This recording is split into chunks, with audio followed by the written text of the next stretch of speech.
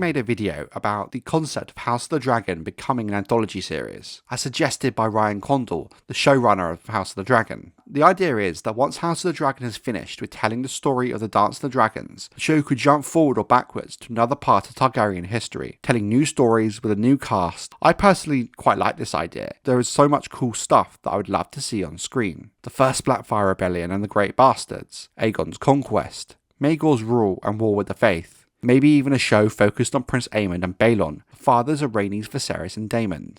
You could even make some of Jaehaerys' reign work, all of which I've spoken about in the previous video. I touched upon and broke down about how they could work. While on paper, this anthology idea sounds wonderful and simple to execute, it's not as straightforward as it seems at first, as there are some issues with the anthology concept that may be difficult to work around, although not impossible. I'm of the belief that House of the Dragon has worked so well thanks to the source material the writers had to build from. No, Fire and Blood does not give as much detail as, say, the main books or Dunk and Egg, but it does give some basic idea of the characters and strong detailed outlines of the events. It allows the writers to expand upon the framework using Fire and Blood as a guide. Now, George R. R. Martin has suggested recently in interviews that Fire and Blood was specifically written to give writers something to use for spin-offs. However, how much of that is the truth is up for question. However, it does actually make sense. Without Fire and Blood, if the showrunners wanted to adapt The Dance of the Dragons, they'd be basing it on the novellas The Rogue Prince and Princess and the Queen, and the further background information that was added to fill the gaps in the world of Ice and Fire, as well as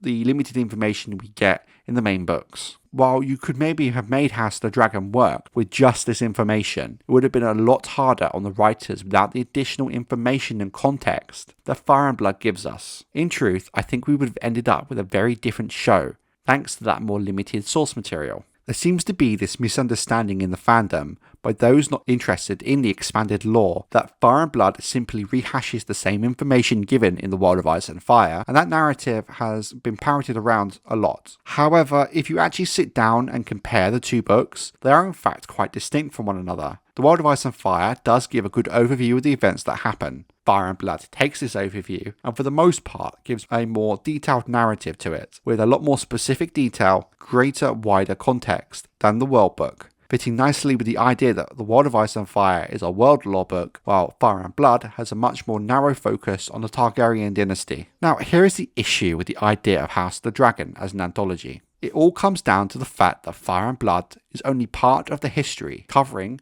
from the conquest to the end of the regency of Aegon III. Therefore, any anthology series to cover the time periods after this point will have the issue of drawing from limited source material and relying heavily on the world of Ice and Fire. Let's take the first Blackfyre Rebellion as an example. We do have the more vague information from the world book to draw from, and we do get quite a lot of information from Dunk and Egg and the main books, but we lack the more detailed outline a Fire and Blood Part 2 would give us, meaning the writers would have a lot less source material to draw from. And while not an insurmountable issue, especially if George R. R. Martin is involved with the production, it is an issue nonetheless. But things would be a lot smoother if we did have Fire and Blood Part 2. We then also have the issue of a lot of loose ends from Fire and Blood Part 1 that need to be tied up. We still don't know the fates of some major characters, and there are huge storylines left hanging, such as the whole Alice Rivers story arc. Recently, George R. R. Martin suggested that we'll be getting Winds of Winter, A Dream of Spring, and 2 more Dunk and Egg adventures before he works on Fire and Blood Part 2, which I do think is probably a good thing. If George sticks to this plan, it'll be many, many years, if ever,